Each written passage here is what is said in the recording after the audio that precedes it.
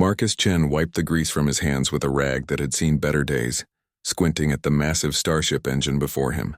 The repair bay of Station Gamma 7 hummed with activity, but his corner remained relatively quiet. As the only human mechanic on this backwater trading post, he'd grown accustomed to the suspicious glances and dismissive attitudes of the various alien species that frequented the station. The Zephyrians considered humans primitive tool users. The crystalline Vorthak believed organic life forms were inherently inferior to their silicon-based consciousness. Even the peaceful Malari traders treated humans like curious pets rather than equals. Marcus had learned to ignore the condescension, focusing instead on the one thing that earned him grudging respect: his ability to coax life back into dying machinery. A commotion near the bay entrance caught his attention. Emperor Vexthul of the Draconic Hegemony strode through the doors, his imposing 8-foot frame casting shadows across the repair floor. The reptilian ruler's scales gleamed like polished obsidian, and his eyes burned with the cold intelligence that had conquered 17 star systems. Behind him, a procession of his elite guard dragged something massive on anti-gravity sleds. Other mechanics and station personnel immediately stopped their work, bowing low as the Emperor passed. Marcus straightened but didn't bow, a gesture that earned him a sharp look from several draconic guards. Emperor Vexthul noticed the human's defiance and smiled, revealing rows of razor-sharp teeth. "Ah, the famous human mechanic," the Emperor's voice rumbled like distant thunder. "I have heard tales of your adequate skills with broken machinery." The insult was delivered with practiced casualness, but Marcus detected something else beneath the surface, amusement perhaps, or the anticipation of a predator toying with prey. "Your reputation for fixing the unfixable precedes you, human, which makes you perfect for my gift." The Emperor gestured to his guards, who pulled away a tarp covering their cargo. Marcus's breath caught in his throat. Before him lay a dragon, not the mythical creatures from Earth's legends, but a genuine draconic biomechanical war mount. These living ships were the pinnacle of the hegemony's technology, each one worth more than entire planets.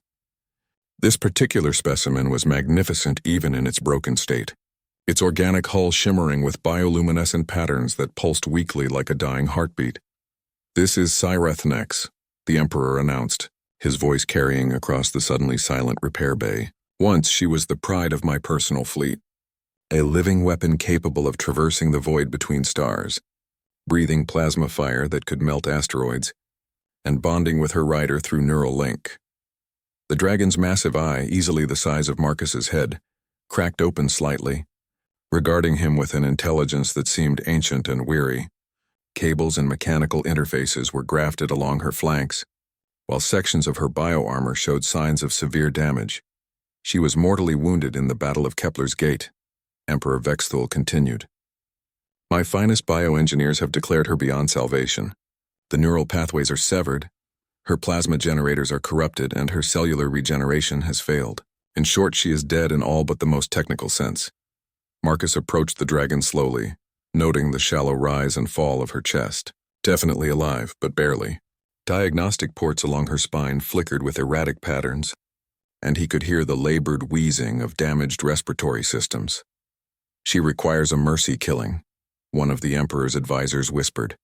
"But his magnificence has other plans." Emperor Vexthul's laugh was like grinding stone. "Indeed. You see, human, I have grown tired of the constant claims about your species' supposedly miraculous problem-solving abilities. The galaxy speaks of human ingenuity as though it were something special, rather than the desperate flailing of an inferior species." The Emperor circled Marcus like a shark sensing blood. "So I offer you this challenge. Heal my dragon, return her to her former glory, and I will grant you a workshop on the capital world of the hegemony, with resources beyond your primitive imagination." The offer hung in the air like a loaded weapon. Marcus knew there had to be more to it, and if I fail? "When you fail," the Emperor corrected with obvious satisfaction, "you will be executed publicly on a dozen worlds as proof that human ingenuity is nothing more than galactic myth-making. Your failure will serve as an eternal reminder that some things are beyond the reach of lesser species." The repair bay had fallen completely silent. Every alien present understood they were witnessing either the elevation or destruction of human reputation in this sector of the galaxy. Marcus looked into Sarathnax's massive eye again and saw something that made his decision for him. Hope. Faint, nearly extinguished, but still flickering in the depths of that ancient gaze.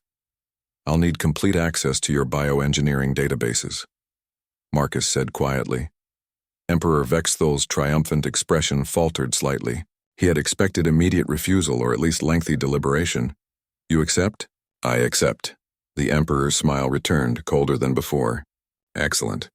You have 30 standard days. My engineers estimate the task would take a minimum of 6 months with perfect conditions and unlimited resources. I am generously giving you 1/6 of that time with whatever scraps you can gather in this pathetic repair station. As the Emperor's entourage prepared to leave, he turned back one final time. Oh, and human? The entire process will be broadcast across the hegemony's communication networks. Every species will watch as you struggle against impossible odds. Your inevitable failure will be quite educational. After the Draconics departed, the other mechanics and station personnel slowly returned to their work, but Marcus could feel their eyes on him. Some looked at him with pity, others with the morbid fascination reserved for the soon-to-be dead. Marcus knelt beside Sarathnax's massive head, gently placing his hand on her snout. The dragon's breathing was labored, but her eye focused on him with surprising clarity. Well, girl, he murmured, looks like it's just you and me against the universe. Think we can show them what humans are really made of? For just a moment, the bioluminescent patterns along her hide pulsed brighter, and Marcus could have sworn he felt a flicker of communication through the contact. Not words, but something deeper, determination mixed with desperate hope. The impossible task had begun. Marcus spent the first 3 days doing nothing but observe, while the draconic databases downloaded into his personal tablet, a process deliberately slowed by hegemony, bureaucrats, and he studied Sarathnax with the patience of a surgeon examining a critical patient. The dragon was massive, nearly 40 meters from snout to tail, with wings that could span twice that when fully extended. Her biomechanical nature was a marvel of engineering that merged living tissue with quantum-enhanced technology. Organic neural conduits ran alongside fiber optic pathways, while her scales incorporated crystalline matrices that could absorb and redirect energy. Station Chief Korvac, a bulbous-headed Malari, approached Marcus on the 4th morning with obvious reluctance. Human Marcus, the alien's translator rendered his bubbling speech into standard galactic. I am concerned about the power consumption of your project. The Dragon's life support systems are draining 17% of our station's energy grid. Marcus looked up from where he was tracing damaged neural pathways with a modified scanner. She needs the power to stay alive while I work. But if you fail, the station will have suffered significant financial losses for nothing. Korvac's expression was difficult to read, but his body language suggested apologetic frustration. Perhaps it would be more economical to reduce life support to minimal levels. You mean let her die slowly while I pretend to work on her? I would never suggest such a thing directly, Korvac replied, which was the Malari way of suggesting exactly that. Marcus stood, his jaw set with determination. Chief, I need full power to her systems, and I need it consistently. If that's a problem, I'll find another way to pay for it. What he didn't mention was that he'd already begun transferring his personal savings to cover the energy costs. Years of careful financial planning evaporated into the station's power grid, but Marcus couldn't bring himself to care. Every time he looked into Sarathnax's eye, he saw not just a dying creature, but a living being who deserved better than abandonment. By the end of the first week, Marcus had identified the primary problems. The dragon's neural pathways had been severed by quantum shrapnel during the battle, creating gaps that prevented her consciousness from properly integrating with her body's systems. Her plasma generation organs were poisoned by exotic radiation, slowly corrupting the biomechanical interfaces that allowed her to breathe stellar fire. Most critically, her cellular regeneration had been disrupted at the genetic level, meaning she was essentially dying one cell at a time.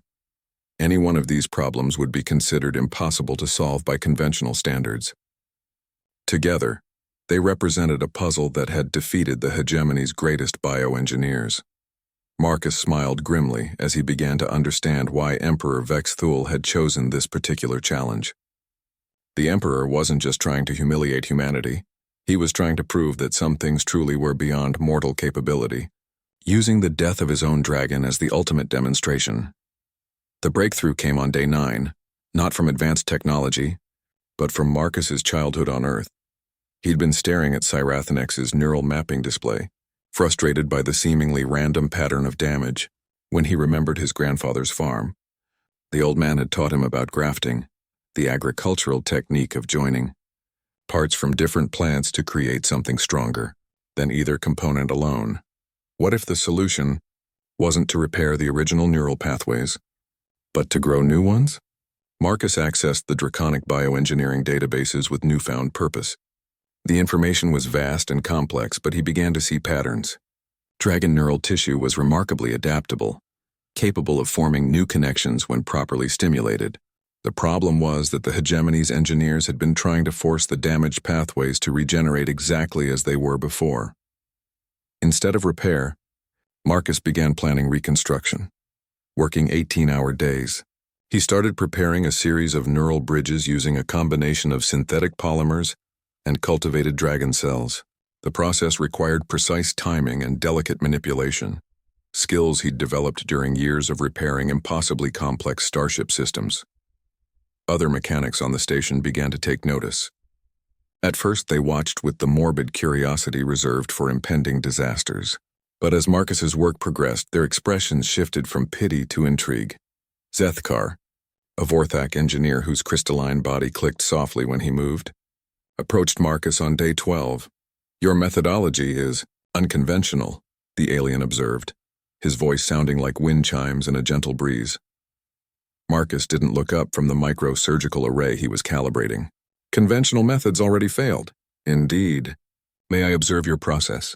It was the first time any of the station's alien engineers had shown genuine interest in Marcus's work, rather than treating it as an amusing spectacle. Marcus gestured to a nearby stool. "Just don't touch anything. Dragon biochemistry is complex enough without introducing silicon-based contaminants." Zethkar's crystalline structure shifted color slightly, the Vorthak equivalent of laughter. "I shall observe with appropriate caution." As Marcus worked, he began to explain his approach. The neural bridges would provide temporary pathways while encouraging the dragon's natural systems to grow permanent replacements. It was like providing scaffolding for a biological construction project. "Fascinating," Zethkar murmured. "You are not repairing the damage so much as teaching her body to heal itself." "Exactly. But it's only the first step. The plasma generation problem is going to be much harder." Word of Marcus's progress began to spread throughout the station. Engineers from various species found excuses to visit the repair bay, ostensibly on other business but clearly curious about the humans' methods. Marcus found himself explaining concepts and answering questions during his brief breaks. On day 15, halfway through his allotted time, Marcus made his first attempt at neural bridge installation. The procedure required him to interface directly with Cyrathnex's consciousness, using a jury-rigged neural link adapted from draconic flight helmets. The moment the connection activated, Marcus gasped. Cyrathnex's mind was vast and ancient, filled with memories spanning centuries. He glimpsed battles among the stars, the joy of soaring through nebulae, and the deep bond she'd shared with previous riders. But beneath it all was pain, not just physical but emotional. She knew she was dying, and she was terrified. Through the link, Marcus projected calm determination. Without words, he showed her what he was trying to do, how he hoped to heal her. For the first time since beginning the project, he felt a response, not resignation or despair, but the faintest spark of trust. The neural bridge installation took 6 hours of delicate work. When it was complete, Cyrathnex's eye blinked with noticeably more awareness, and her bioluminescent patterns pulsed with something approaching normal rhythm. Small victory, but it was progress. Marcus allowed himself a brief moment of satisfaction before turning his attention to the next seemingly impossible challenge. The plasma generation organs would require a completely different approach, and he was rapidly running out of time. The plasma generation problem nearly broke Marcus's resolve. The dragon's biomechanical organs responsible for producing stellar fire were not just damaged, they were actively corrupted by exotic radiation that continued to spread like a cancer through her system. Every simulation Marcus ran ended in failure. Every theoretical approach led to dead ends. On day 18, with only 12 days remaining, Marcus found himself staring at the corrupted tissue samples under a quantum microscope at 3 in the morning. The radiation signatures were unlike anything in the databases, seemingly designed to resist conventional treatment methods. "You look terrible, human." Marcus looked up to find Dr. Lixia, the station's Zephyrian medical officer, standing nearby, with her distinctive blue-tinted skin gleaming under the laboratory lights. Her species was known for their advanced biomedical knowledge, though they rarely shared it with other races. "Thanks for the medical assessment, Doc." It was not a professional opinion, she replied with what might have been humor. More an observation of someone pushing themselves toward system failure. Marcus rubbed his eyes, realizing he couldn't remember the last time he'd slept more than 2 hours consecutively. Running out of time and options. Dr. Lixia approached the microscope display, studying the corrupted tissue samples with professional interest. "May I?" Marcus gestured for her to look. After several minutes of examination, the Zephyrian physician straightened with an expression of surprise. "This radiation signature. I have seen something similar before." "Where?" "On Kepler Station, during the refugee crisis 3 years ago. Miners exposed to quantum cascade reactions showed similar cellular corruption." She paused, her large dark eyes focusing on Marcus with new intensity. The treatment was experimental, but effective. Marcus felt his heart rate spike. "What kind of treatment?" "Controlled exposure to harmonic frequencies that disrupted the radiation's quantum coherence. Essentially, we used sound to break apart the exotic particles at a subatomic level. The idea was brilliant in its simplicity. Instead of trying to remove the radiation, they could neutralize it by disrupting its fundamental structure. But applying the technique to a dragon's biomechanical systems would require precise calibration and equipment the station didn't possess, unless Marcus looked at the dragon's own vocal cords, genetically engineered to produce plasma-igniting frequencies. If he could modify her vocalizations to generate the exact harmonic pattern needed, Sarathnex could essentially heal herself from the inside out. "Doc, I need detailed specs on those harmonic frequencies." Dr. Lixia studied him for a long moment.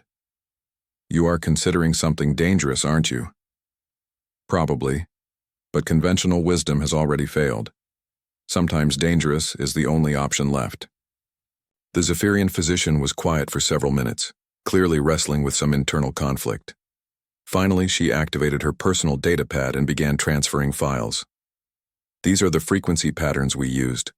But human Marcus, if you miscalculate even slightly, the harmonic resonance could tear apart her remaining healthy tissue."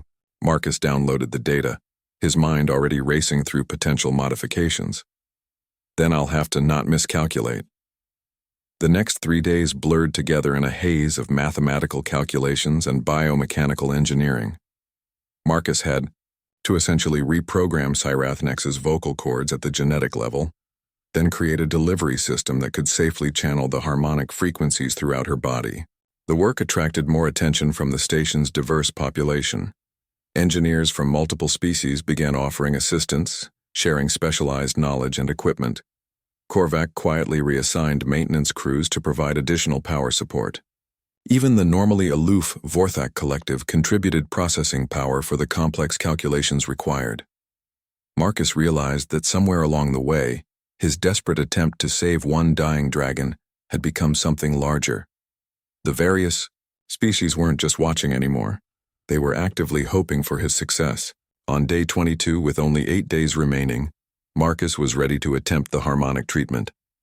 The procedure would require Sarathnex to produce specific vocalizations, while biomechanical resonators distributed the frequencies throughout her system. If successful, the exotic radiation would be neutralized and her plasma generation organs could begin healing naturally. If unsuccessful, the harmonic resonance could kill her instantly. Marcus established the neural link again, sharing his intentions and concerns with the dragon's consciousness.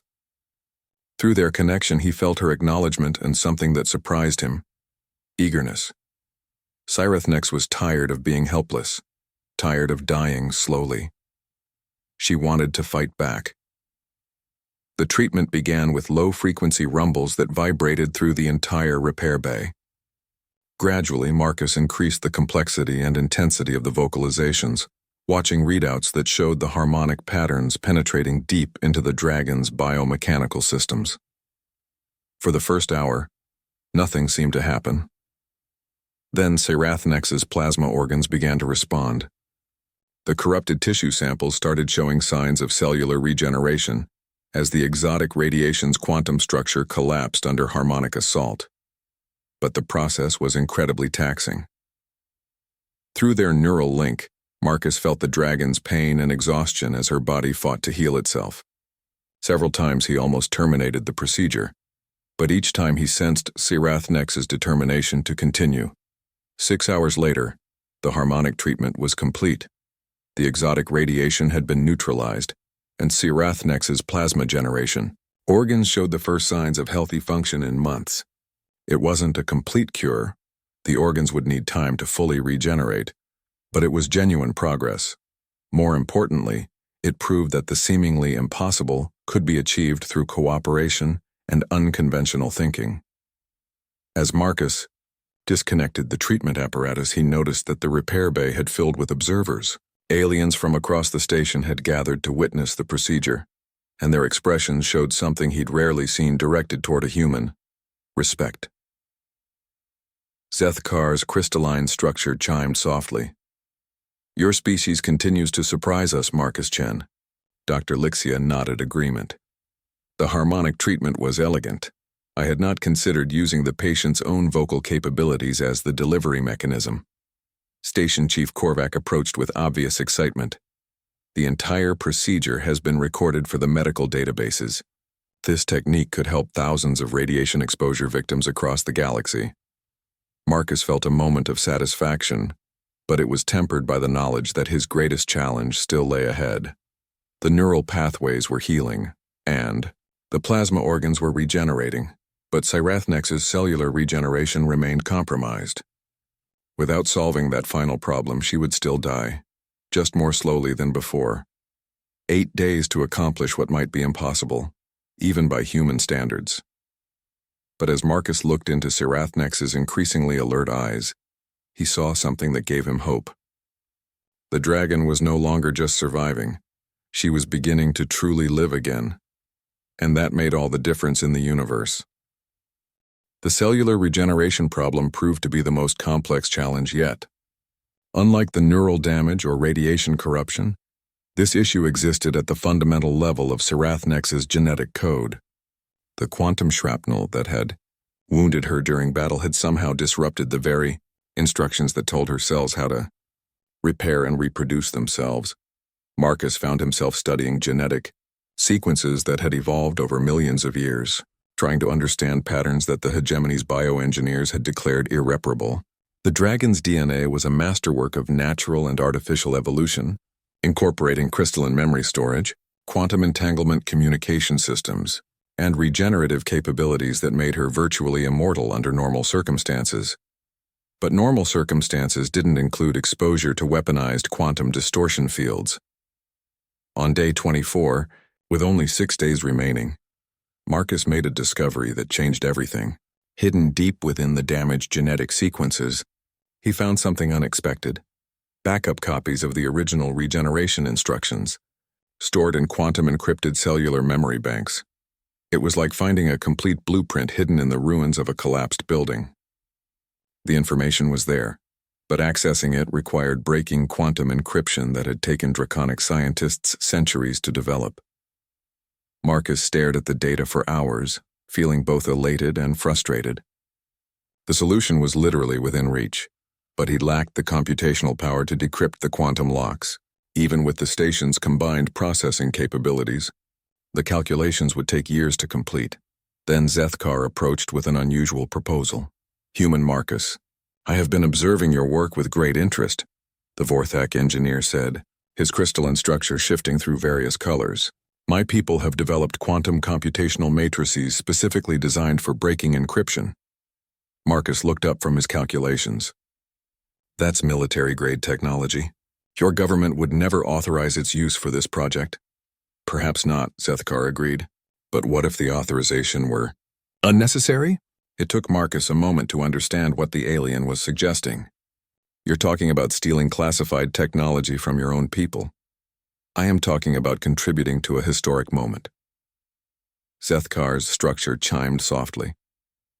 Your work has already advanced biomedical science by decades. The harmonic radiation treatment alone will save countless lives. This genetic restoration technique could revolutionize regenerative medicine across the galaxy. Marcus felt the weight of responsibility settling on his shoulders. If you're caught, you'll be executed for treason. If we fail, you will be executed for failure. It seems we are both invested in success. The next 18 hours were the longest of Marcus's life. While Zethkar worked to discreetly access the Vorthak quantum computational networks, Marcus prepared the genetic modification protocols. Dr. Lixia assisted with biocompatibility studies, while other station personnel contributed equipment and expertise despite the obvious risks.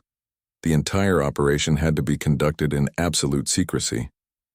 If word reached the hegemony that alien species were actively assisting the human mechanic, Emperor Vexthul would likely declare it evidence of conspiracy and order mass executions. On day 25, Zethkar succeeded in establishing a covert connection to the Vorthak quantum matrices. The computational power was incredible. What would have taken years of conventional processing was completed in mere hours. The quantum encryption dissolved like ice in a furnace, revealing the complete genetic blueprint for Sirathonex's regenerative systems. Marcus studied the restored data with amazement, seeing for the first time how truly magnificent dragons were in their original state. But implementing the genetic restoration would require one final risk. Marcus would need to temporarily shut down Sirathonex's life support systems while rewriting her cellular programming. The dragon would essentially die for several minutes while her genetic code was repaired, then hopefully resurrect herself as the new instructions took effect. There was no guarantee the process would work. Even with perfect execution, Sirathnex might simply die and stay dead.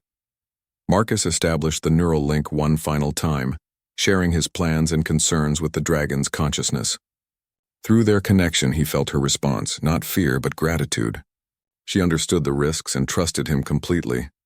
The genetic restoration procedure began at precisely midnight on day 26.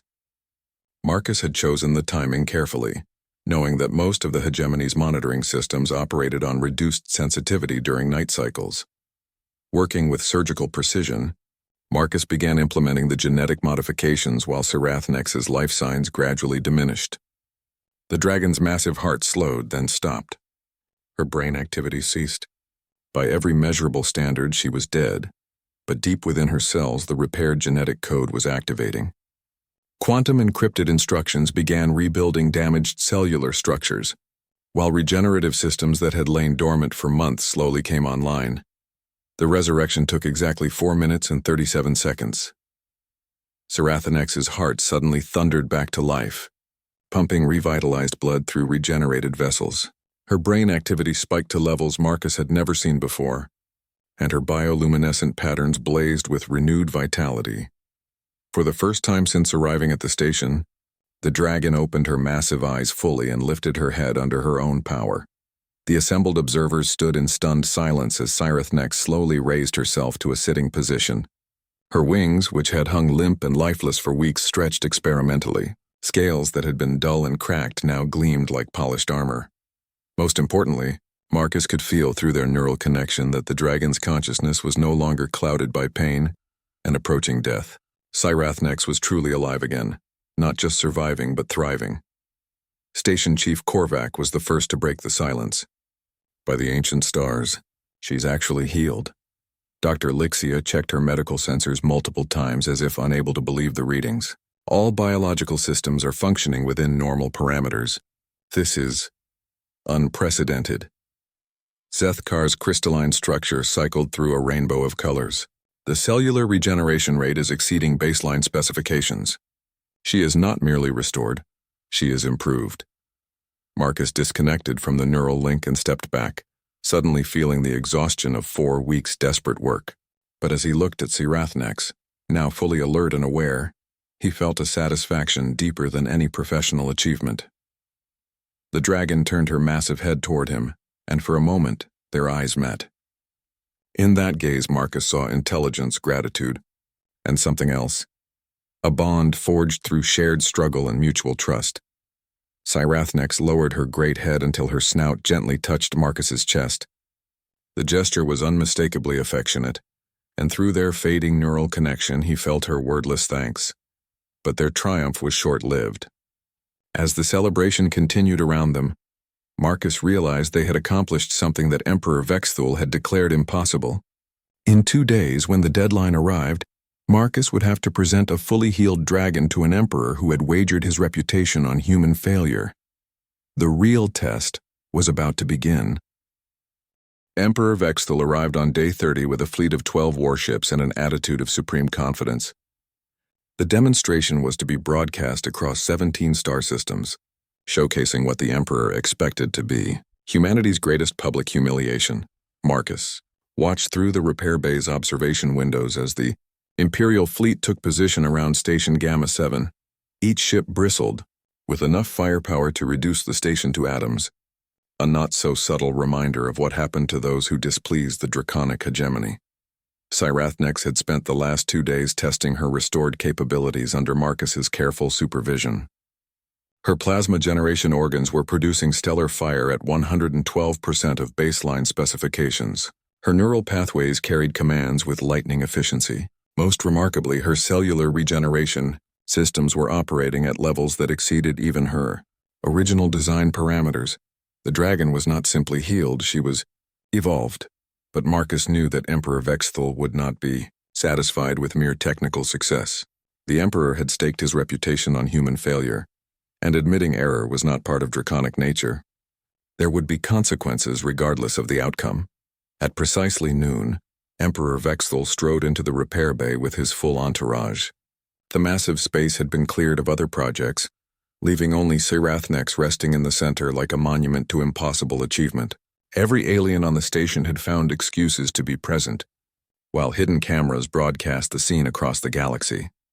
The Emperor's expression was carefully neutral as he approached his former war mount, but Marcus detected subtle signs of surprise. Cyrathnex's obvious health and vitality were impossible to ignore. "So, human," the Emperor said, his voice carrying across the silent bay. "You claim to have succeeded where my finest bioengineers failed?" "I don't claim anything, Your Magnificence," Marcus replied steadily. "The results speak for themselves." Emperor Vexthul circled Cyrathnex slowly, his trained eye cataloging her condition. The dragon remained motionless, but her bioluminescent patterns pulsed with steady rhythm, and her eyes tracked the Emperor's movement with alert intelligence. "She appears functional," the Emperor admitted grudgingly, "but appearance can be deceiving. Dragons are complex creatures, human. Surface health means nothing if the deeper bonds are severed." Without warning, Emperor Vexthul activated the neural interface crown he wore, establishing a direct mental connection with Cyrathnex. For draconic emperors, this was the ultimate test. A dragon who could not properly bond with her rider was worthless as a war mount. The moment the connection activated, Cyrathnex's entire demeanor changed. She rose to her full height, wings spreading to their complete span as she acknowledged her emperor's presence. But instead of the immediate submission he expected, Vexthul encountered something unprecedented. Cyrathnex's consciousness had grown during her healing process. The genetic restoration had not simply repaired her original capabilities, it had unlocked dormant potential that had been building for centuries. Through her neural link with Marcus, she had also gained exposure to human thought patterns, adding new dimensions to her ancient intelligence. The Emperor staggered as the full force of Cyrathnex's enhanced consciousness met his own. Instead of the familiar, comfortable bond he remembered, he found himself facing a mind that was simultaneously his loyal war mount and something entirely new. Through their connection, Cyrathnex communicated her experiences during the healing process. She shared memories of Marcus working tirelessly to save her life, of the various alien species contributing their expertise despite personal risk, and of the cooperation that had made her restoration possible. But most importantly, she shared her newfound understanding of what the Emperor's challenge had really represented. This had never been about testing human capabilities. It had been about demonstrating draconic superiority through the deliberate, humiliation of other species.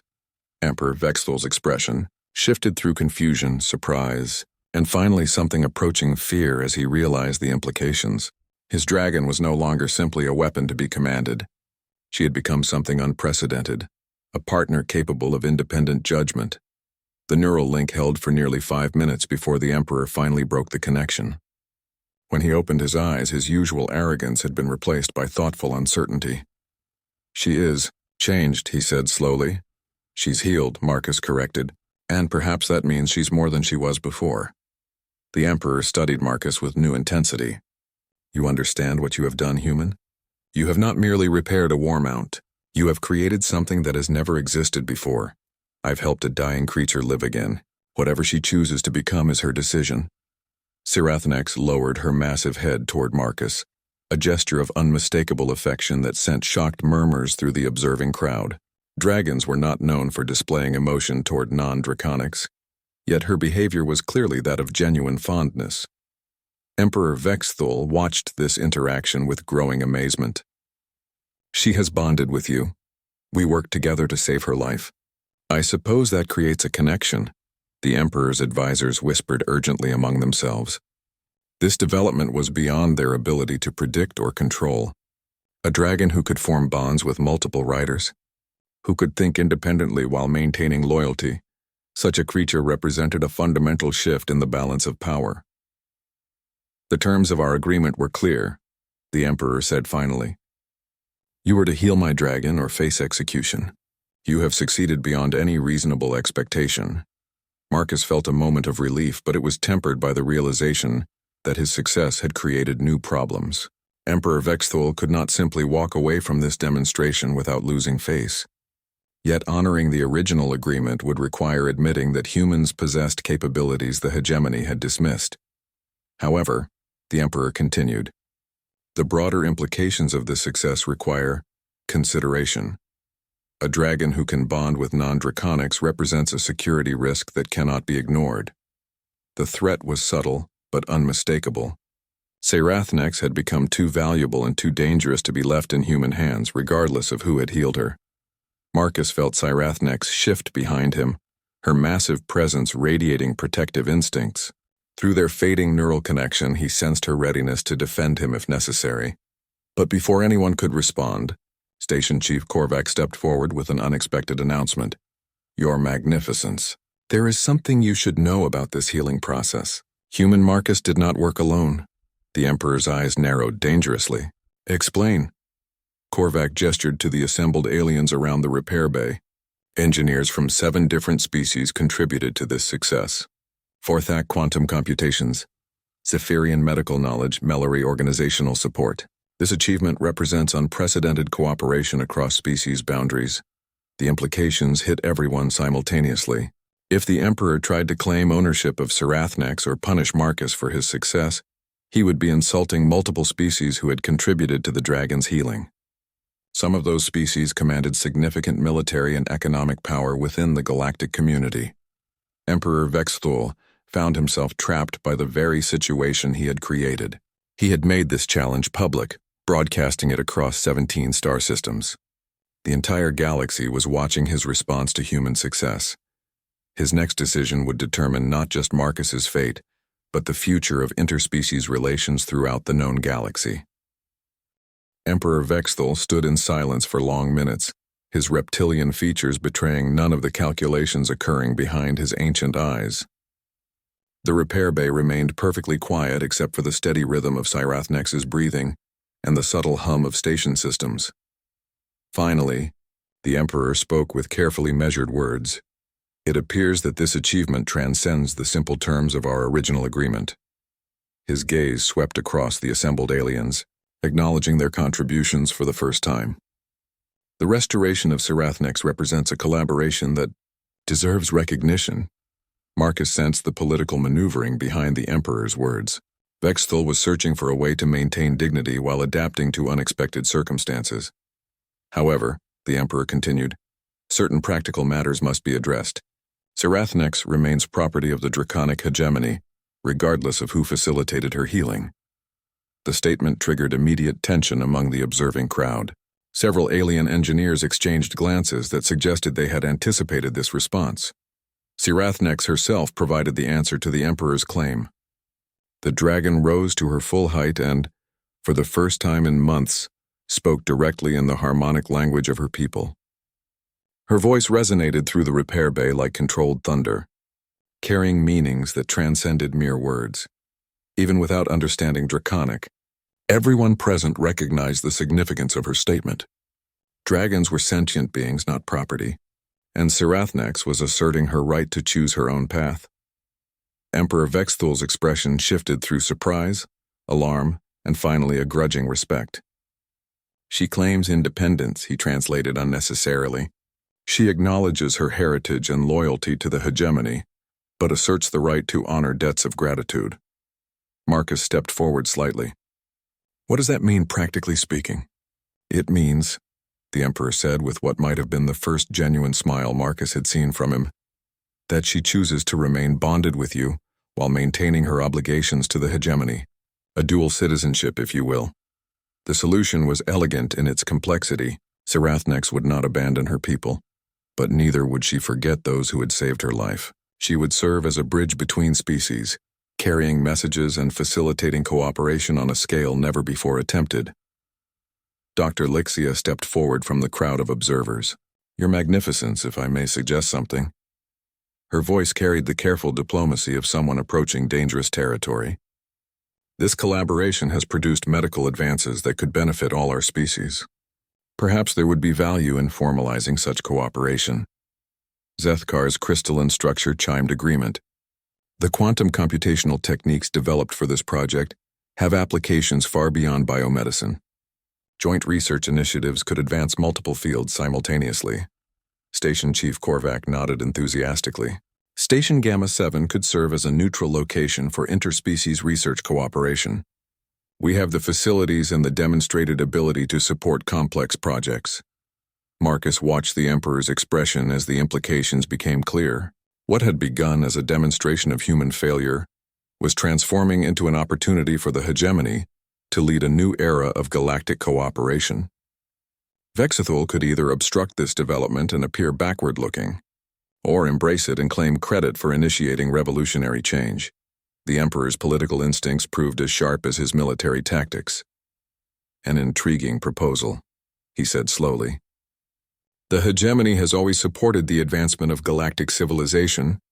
Perhaps it is time to explore new methodologies for achieving that goal. The crowd of observers began to murmur excitedly as they realized what was happening. The healing of one dragon was becoming the foundation for unprecedented interspecies cooperation. But Emperor Vexthul was not finished. He turned his full attention back to Marcus, and his expression became serious once again. Human Marcus Chen, you have fulfilled our agreement beyond any reasonable expectation. The promised workshop on the hegemony capital world is yours, along with resources commensurate with your demonstrated abilities. Marcus felt a moment of satisfaction, but it was tempered by uncertainty about what such an offer really meant. However, the Emperor continued, I suspect you may find the opportunities here more interesting. Station Gamma 7 is positioned to become the center of galactic research cooperation. Its head of biomechanical engineering would hold considerable influence over the direction of such efforts. The offer was clear. Marcus could claim his prize and work within the rigid hierarchy of draconic society, or he could help build something entirely new at the intersection of multiple civilizations. Marcus looked at Sirathnex, whose massive eye regarded him with obvious intelligence and affection. Through their neural connection, he felt her preference clearly. She wanted to remain here, working with the diverse community that had saved her life. I think I'd prefer to stay here, Your Magnificence. If the position is available. Station Chief Korvac practically vibrated with excitement. The position is not merely available, it is essential. We will need someone capable of coordinating research efforts across species boundaries. Emperor Vexthul nodded approvingly. A wise choice. The hegemony will provide funding and resources for this new research initiative. We expect regular reports on progress and discoveries. The Emperor's entourage began preparing to depart, but Vexthul himself approached Sirathnex one final time. He placed his clawed hand on her snout in a gesture of formal farewell. Serve with honor, old friend. Your new path may prove even more significant than your old one. Cyrathnex responded with a gentle rumble that conveyed both affection and determination. She would not forget her heritage, but she would embrace her future. As the Emperor's party departed, the repair bay erupted in celebration. Engineers from multiple species began discussing potential research projects with infectious enthusiasm. Dr. Lixia immediately started planning medical studies, while Zethkar outlined computational challenges that could benefit from multi-species collaboration. Marcus found himself at the center of it all, no longer the isolated human mechanic working alone in a corner of the galaxy. Instead, he had become the catalyst for something unprecedented, a community of diverse minds working together toward common goals. Cyrathnex curled around him protectively, her massive form creating a pocket of relative quiet within the celebration. Through their neural link, Marcus felt her contentment and anticipation for the challenges ahead. They had not just healed a dragon. They had begun healing the divisions between species that had limited galactic civilization for millennia. The real work was just beginning, but for the first time since arriving at Station Gamma 7, Marcus felt like he was exactly where he belonged. 6 months after Emperor Vexthul's departure, Station Gamma 7 had transformed into something unprecedented in galactic history. What had once been a backwater trading post now bustled with researchers, engineers and scientists from dozens of species, all working together on projects that would have been impossible under the old paradigms of isolated development. Marcus stood in the observation deck of the new research complex, watching Cyrathnex demonstrate her evolved capabilities to a group of visiting Vorthak computational specialists. The dragon had become more than just a symbol of interspecies cooperation. She was an active participant in research efforts, her enhanced neural capabilities proving invaluable for complex problem-solving. The harmonic radiation treatment had been refined and distributed across the galaxy, saving thousands of beings suffering from exotic radiation exposure. The genetic restoration techniques had revolutionized regenerative medicine, offering hope to species that had considered certain conditions permanently debilitating. Most significantly, the quantum computational methods, developed during Cyrathnex's healing, had opened new frontiers in everything from faster-than-light communication to temporal mechanics research. Dr. Lixia approached with her characteristic blend of professional excitement and personal warmth. Marcus, we've received the final approval for the Deep Space Exploration Project. The Galactic Council has agreed to fund a joint mission using Cyrathnex as the primary research platform. The project represented the ultimate expression of their cooperative philosophy. Instead of sending individual species on separate exploration missions, they would combine resources and expertise into a single, unprecedented voyage to the galactic rim. Cyrathnex, with her unique ability to bond with multiple riders and her enhanced computational capabilities, would serve as both transport and mobile research laboratory. When do we depart? Marcus asked, though he already suspected the answer. 3 weeks. The final equipment installations should be complete by then. Dr. Lixia paused, studying Marcus's expression. You're having second thoughts about leaving the station? Marcus looked around the bustling research complex that had become his life's work. When he had first accepted Emperor Vexthul's challenge, he never imagined it would lead to this level of responsibility and achievement. Not second thoughts, exactly. It's just hard to believe how much has changed. Change has a way of accelerating once it begins, observed Zethkar, approaching with his distinctive crystalline chiming. What started as one human's determination to save a dying dragon has become a transformation of galactic civilization itself. The Vorthak engineer was correct. The success at Station Gamma 7 had inspired similar cooperative ventures throughout the galaxy. Traditional barriers between species were dissolving as beings discovered the exponential benefits of shared knowledge and resources. Station Chief Korvac bustled over with characteristic enthusiasm, his translator rendering his excited bubbling into standard galactic. Marcus, the supply ship from Earth has arrived with your personal effects. Also, there's a message from your homeworld's government expressing official gratitude for advancing human status within the galactic community. Marcus nodded absently. Earth's politicians were eager to claim credit for his achievements, but he knew the real credit belonged to the diverse community that had worked together to save Cyrathnex. His human perspective had been valuable, but it was the combination of multiple viewpoints that had made success possible. A familiar rumble drew his attention back to the observation window. Sarethnex had completed her demonstration and was approaching the complex with powerful wing beats that stirred the station's atmosphere processors. Through their permanent neural link, Marcus felt her anticipation for the upcoming exploration mission. She landed gracefully on the platform specifically designed for her use, folding wings that now gleamed with biomechanical modifications. The Vorthax specialist had worked with draconic engineers to enhance her capabilities even further, adding quantum sensors, enhanced communication arrays, and computational matrices that rivaled small starships. Yet despite all the technological improvements, Sarethnex remained fundamentally the same consciousness Marcus had first encountered dying in the repair bay. Intelligent, proud, grateful, and fiercely loyal to those who had earned her trust. Ready for one more impossible challenge? Marcus asked as he approached her massive head. Through their link, he felt her amused response. After healing from near death and becoming the foundation for galactic cooperation, routine impossibility held little fear for her. The next 3 weeks passed in a blur of final preparations. The exploration mission would take them beyond the mapped regions of the galaxy, investigating phenomena that had been detected by long-range sensors but never directly studied. Ancient structures that might represent extinct civilizations, energy signatures that defied current understanding of physics, and spatial anomalies that could revolutionize faster-than-light travel. On departure day, Marcus found himself surrounded by friends and colleagues who had become family over the past months. Dr. Lixia would accompany the mission as chief medical officer. Zethkar had volunteered as computational specialist. Even Station Chief Korvac had arranged to join the expedition, claiming that someone needed to handle logistics for such a diverse crew.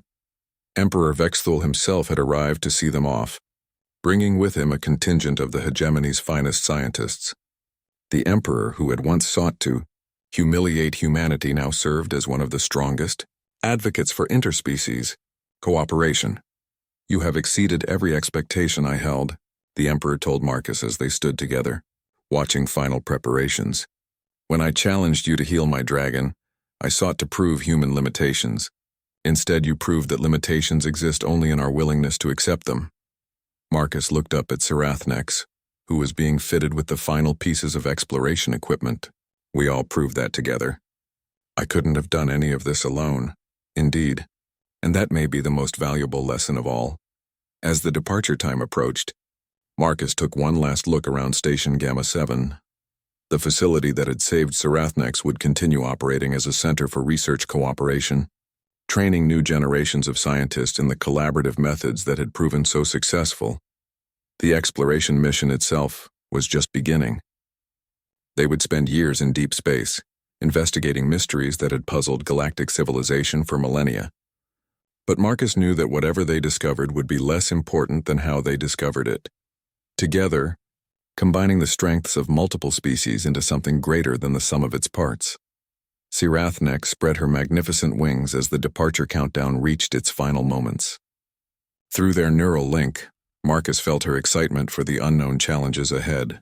She had been reborn from near death into something unprecedented, and now she was ready to help her diverse crew explore the infinite possibilities of the universe. As they lifted off from Station Gamma 7 and accelerated toward the galactic rim, Marcus reflected on the journey that had brought them to this moment. What had begun as Emperor Vexthul's cruel mockery had become the foundation for a new era of galactic civilization. The alien emperor had indeed lived to regret his gift of a broken dragon to a human mechanic. But his regret came not from humiliation or defeat, but from the realization of how much potential had been wasted in the old paradigms of isolation and competition. Behind them, Station Gamma 7 grew smaller until it was just another point of light among the stars. Ahead lay the unknown, vast and full of possibilities that could only be realized through the kind of cooperation that had saved one dying dragon and transformed the galaxy forever. Sarethnex' mental voice resonated through their link with anticipation and joy as she carried her diverse crew toward whatever impossible challenges awaited them in the depths of space. Together they would face the unknown and prove once again that the greatest achievements come not from individual brilliance, but from the courage to work together across all boundaries.